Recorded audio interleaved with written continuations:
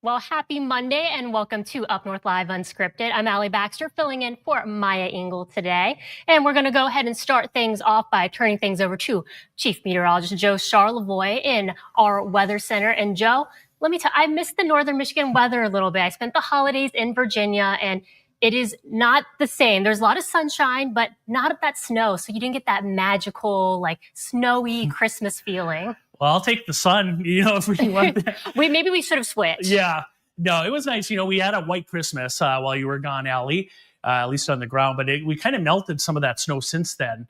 But there's more in the forecast coming up. So what we have melted, I think, over the next week, we're going to kind of add back onto that with some cooler weather, too. So we're going to take a look at that and when that snow starts and a look ahead to the new year coming up a little later. All right. Well, thank you for that tease for us, Joe. Now, tonight, we are going to go ahead and start things off with one of the stories that we let you guys know about in our 6 p.m. show. So one of the new laws that we're looking at going into effect starting January 1st, 2025, is going to be a tax credit for living organ donors. So when we think about donating an organ, a lot of times that happens after somebody has died, where they're doing some organ donation. But for those who want to donate a kidney or want to donate a little bit of their liver, this is for you. It goes into effect January 1st, 2025. It's a one-time tax credit up to $10,000, and it's supposed to help remove financial barriers to kind of incentivize more people being willing to donate, because we have a lot of people that are in need of kidneys. So earlier during our 6 p.m., you got to meet someone from Gift of Life, Michigan, and we're going to go ahead and bring him back in now. So hi, Patrick. Can you hear me? Good evening. Yes, I can. Well, it's good to see you again. Patrick and I actually talked earlier, and so we were able to talk through some of the benefits of this tax credit. And something that was really interesting that Patrick told us earlier is that each state, this isn't the first time that a state has done this tax credit. Michigan is actually kind of just now getting in line to do this. And each state actually has a grade for how they support organ donors, right? That's right. The American Kidney Fund had given Michigan a failing grade a few years ago for being a state that has legislation and public policy that's friendly for living organ donation. With a new piece of legislation that just passed, allowing, as you mentioned earlier, a $10,000 tax credit, plus some earlier legislation that was passed a year ago, Michigan is now up to a grade B, and we'll take it. And what goes into some of the factors of getting that higher grade? Because we're a little bit competitive here in Michigan. So why stop at a B when you can get an A? Well, one of the factors of the previous year's legislation was, believe it or not, if you were a hero and you gave a kidney to someone else or part of your liver, your health insurer could actually penalize you. So now that's illegal in the state of Michigan. This piece of legislation, as you mentioned, gives a $10,000 one-time tax credit to recover expenses, childcare expenses, travel expenses, time off work, lost wages, those kinds of things. And that, we hope, will make a difference for more people saying yes to being a living organ donor. And Patrick, something that I asked you about earlier is, again, Michigan is not the first state to do this. There are other states across the country that have already done an incentive like this. Have they seen more people wanting to be organ donors? Living donation is a big ask, right? You're having to take time off work, take time away from your family. But the science is getting better and better, where the recovery time is a shorter and shorter amount of time. It's less invasive of a surgery as it used to be. And so we're hoping, and so are our counterparts across the country, that these kind of barriers being removed, plus more education about what it means to be a living organ donor, will increase those numbers. Because unfortunately, the number of living organ donors in this country has remained flat. And so we're hoping these are the kinds of things that will increase donation. Conversely, the heart on your license to be an organ donor after death, there's about 3 times as many people who are organ donors after they die. And any one of us can be an organ donor by putting that heart on our driver's license. But if you want to be a living organ donor, that process is a little different. Michigan has 8 transplant programs, and you would contact one of those 8 transplant programs if you are interested in being a hero and saving someone's life. And do you know what happens after you reach out to one of those transplant centers? What are some of the things that you go through to be able to figure out if you are a match for someone? Most of the time, what happens is it's a family, a neighbor, a coworker, a loved one of someone in need. I mean, most of the people waiting, they're waiting for a kidney. If you know anybody who's lingering on dialysis, you know how difficult that is. And it doesn't mean that they can go on forever like that. There's a ticking clock.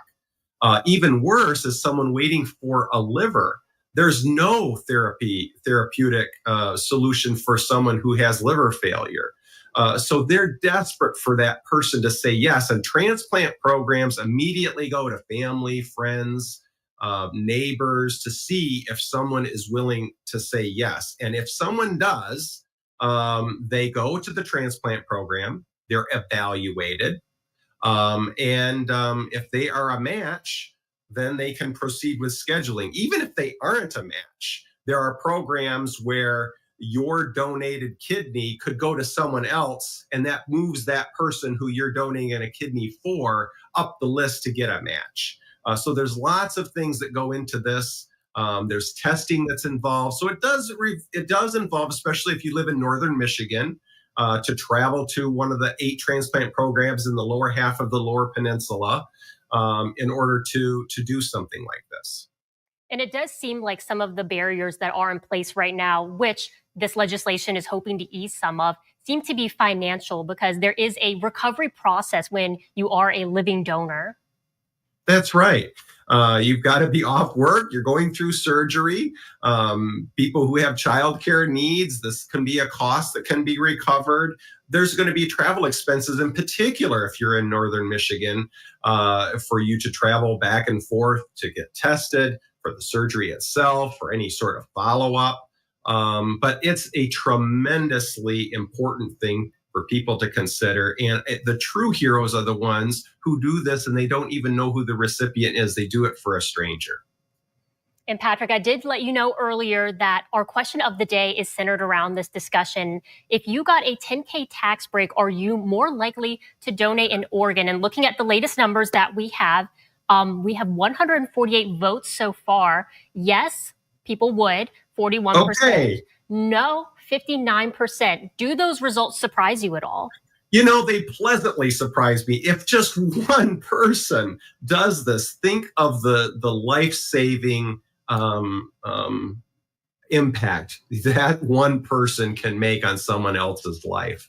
So even if this law just increases and saves one person's life, it's worth it from our standpoint. And I hope some of those 148 people call one of the transplant programs or check their driver's license to see if they're a registered organ donor to be an organ donor after they die someday. And we do have some comments as well of people kind of reiterating what you just said. Gloria saying, I've been an organ donor for several years now, but she does believe that she's probably too old now to even donate. Ryan saying, if any of my organs are in good shape enough for transplant, then it's a 100% do it. Tina saying, I'm an organ donor regardless of a tax break. I'm sure the tax credit is meant to help live donors recoup some expenses. Jeff saying, I would do it anyway without the tax break. Jill saying, I'm a nurse and a donor. I would give my organs no matter what. Mandy saying she has always been a donor as well. Someone also saying, why not do unto others? See, April saying, sure, I'm already an organ donor. Andy saying, possibly, it would definitely help to cover my costs during that recuperation. So Wonderful. Saying that tax credit would be pretty beneficial. And how do you get that tax credit if you already are a living donor? Is this something people can still take advantage of? Yeah, so it takes effect next year. So if you're a living organ donor next year, you would fill out your Michigan income taxes, and this would be a tax deduction, just like any other tax deduction. And I also want to speak to some of the comments. You're never too old to be an organ or tissue donor. There may be some age limits past 75 years old for some organs, but we have transplanted kidneys and livers from people into their 80s. We've had a skin donor, a tissue donor. It was someone who was 101. So don't think you're too old. Don't think you're too sick. You never know. if you have the ability to help someone, the important thing is the will and the desire to do it, and let the experts and the medical professionals decide if there's anything there that would prevent you from being a donor. Once again, Patrick from Gift of Life, Michigan, thank you so much for joining us tonight on Unscripted. Thanks for having me. All right, we are going ahead to move on to one of our top stories tonight, and we are taking a look at former President Jimmy Carter, who passed away yesterday, and we're looking at what his legacy, his impact was, especially some of his ties to Northern Michigan. Our anchor Mark Gillette did a story. We're going to go ahead and play that for you now.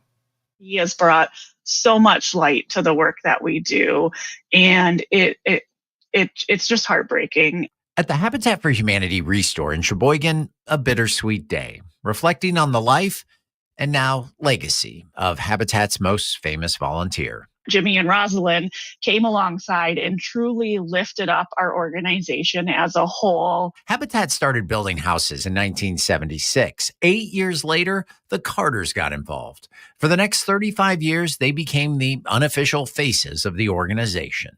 I'm not really sure that the impact we would have without their support. Well into his 90s, pounding nails and raising roofs, the president, without seeking attention, would inevitably bring it to Habitat's efforts. It's amazing what, when you're a person of such stature like Jimmy Carter, there's so much more that you can do in this world, and I think he's a great example of that. Habitat International CEO releasing this statement on the passing of the president. Quote, President Carter's contributions to Habitat for Humanity are among the most vital to our organization. He opened doors of opportunity for families worldwide, and all of us at Habitat have been honored and humbled to work alongside him, end quote. And in spirit, that will continue. The organization setting a goal of building an additional 101 small rural habitats to honor the 101 years of Jimmy's life. Really big way to honor the impact that Jimmy and Rosalind have had on our habitats locally and then throughout the world. And back at the resale store in Sheboygan, another way to show appreciation. We have constructed roughly an 8-foot wall, which will have an interior door in it.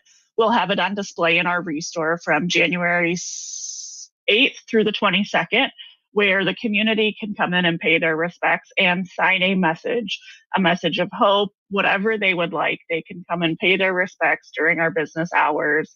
And that door itself will remain a part of our local history. And the 2x4s that are signed will work into some of our projects over the next couple of years. A legacy that will linger after a life well lived came to an end. It's just, it's great to have time to reflect and just really see that impact and really just honor an amazing life. And once again, you can go to Sheboygan's Habitat Restore to pay tribute to former President Carter. You can sign the memorial wall with names and personal messages. And that's between Wednesday, January 8th and Wednesday, January 22nd during their restore hours. And if you can't make it out there, they do have a virtual memorial online, and we do have a link to that on our website, so you are able to sign that as well. Well, before we head into our first commercial break, we want to once again bring up our question of the day, and we just talked about it with Patrick. If you got a $10K tax break, are you more likely to donate an organ? And so far, those results are yes for 40%, no for 60%. And there is still time to vote. Just scan that QR code on your screen, and we'll come back later and read some of your comments as well. We'll be right back on Unscripted. I'm Jada Johnson from Big Boys TV, and the Fish and Game Report is sponsored by Johnson's Propane.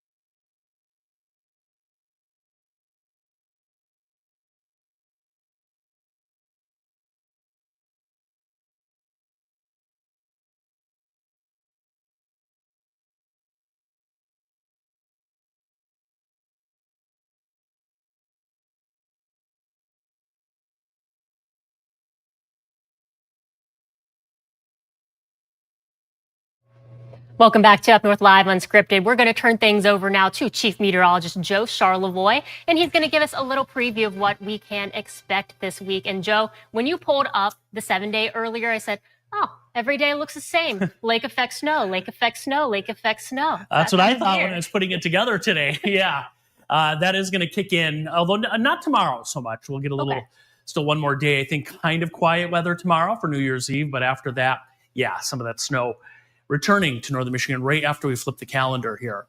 Let's take a look at the snow on the ground. We did lose a fair amount over the last week. If you go back to Christmas, we had that mild weather. We had some spots Saturday well into the 40s with some rain coming through. This is the snow on the ground. So again, Kalkaska County, parts of Antrim County, Otsego counties, that's where the deepest snow is in lower Michigan. And then in the UP there on Squaminon Falls. And then as you head out toward, there between there and Pictured Rocks, up across the UP. That's the snow on the ground currently. But, you look at Traverse City, south there along the lakeshore, there's hardly anything left for those spots. But that is going to change. Our three big things in weather: a rather quiet New Year's Eve coming up tomorrow, a couple rain or snow showers. Then we have a downward trend in temperature. Highs will be in the 20s Thursday onward, which is where we should be this time of the year. And that, of course, will kick up some lake effect snow. That'll target the snow belts later this upcoming week. Some of you were lucky enough to get some sunshine earlier today. Here's our satellite picture. And if you look south of Cadillac, we did have clearing skies, even up in the Straits area. Parts of Mackinac County, there was a little bit of sunshine earlier today. We're between weather systems tonight, one to the northeast of us, one to the southwest, and there's you and I stuck in the middle. But that system down in Missouri is going to kind of pivot through the lower peninsula and kind of brush our area. This is what this will look like. So we'll stop the clock here around noon tomorrow. If you're traveling down by Lansing south, even Detroit, you are going to run into some rain and snow there. Our region here in northern Michigan, more in the way of a few rain or snow showers. Then that'll kind of work through. You see the snow downstate. And then what we're going to experience tomorrow night is some lake effect snow kicking in. This is the stroke of midnight right there. We could be dealing with a little bit of snow in the snow belts. And then that'll continue into Wednesday. There's the New Year's Day, Wednesday afternoon with some of that snow. So we'll kind of expand the accumulation, the long here. Let me hit the button here. The longer range accumulation, there it is. And you can see downstate around Lansing, Kalamazoo, 3-4 inches, Flint, of snowfall through Wednesday afternoon. Our area, an inch or two, maybe in some spots. But it's after Wednesday when the lake effect snow will really start to continue. Or hang on, rather. There's Thursday, there's Friday, you see northern Michigan, Saturday, and then another area of low pressure. This will be more of a storm system. I think this one will miss us. See that out in the plains? That should pass south of us late weekend, but our region will see some of that lake effect snow. And when you add this up over a week, here's what we're looking at. So we're going to add back to the amount of snow that we lost, it looks like, coming up here. And this is what Allie was talking about. Every day, yeah, looks like snow showers, temperatures in the 20s, that lake effect snow continuing through the weekend into early next week across northern Michigan. There'll be breaks. This isn't going to be a big snow the whole time, and it mainly will target the snow belts, but that's what we're looking at, Allie. So some manageable lake effect snow. It should be, hopefully, yeah. All right. Thank you, Joe. Well, before we head into our next commercial break, just a reminder that you can still answer our question of the day. And for those of you who are joining us virtually, you will have that up during our commercial break. If you got a 10K tax break, are you more likely to donate an organ? All right. Coming up, we'll check in with Sports Director Harrison Beebe.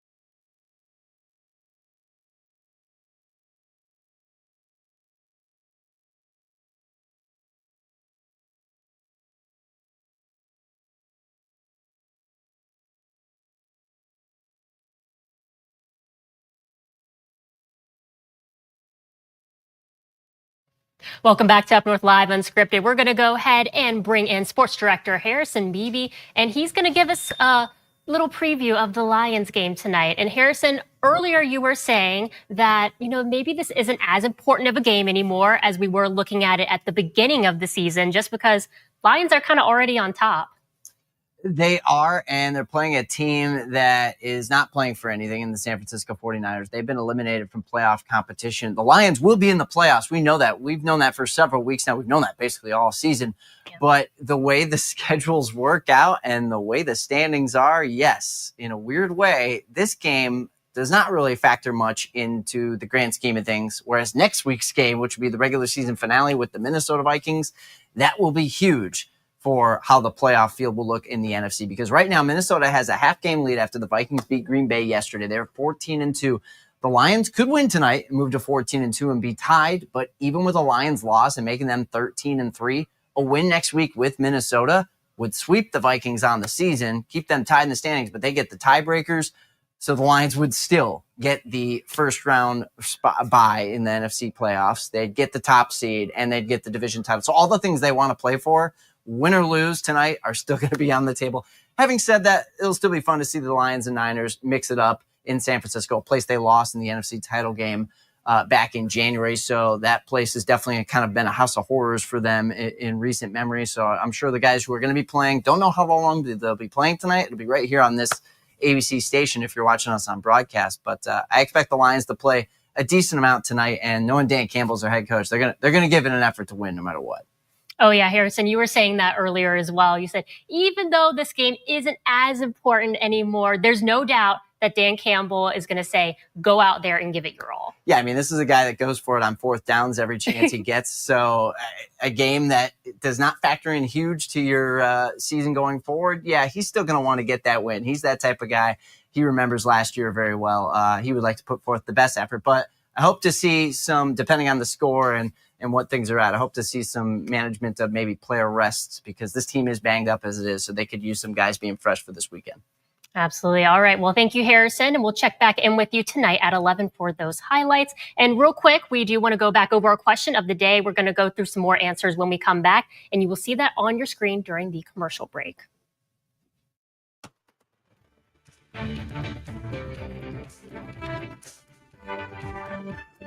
Salon services are furnished by Epiphany Advanced Academy in East Acme.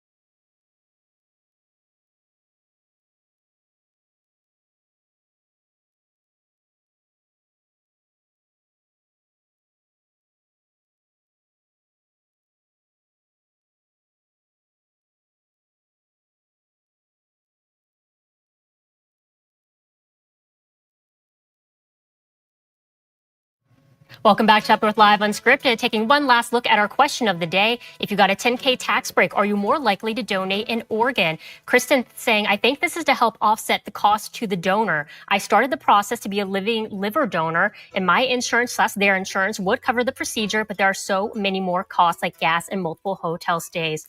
Well, thanks for joining us on Up North Live Unscripted. We'll see you back here tonight at 11.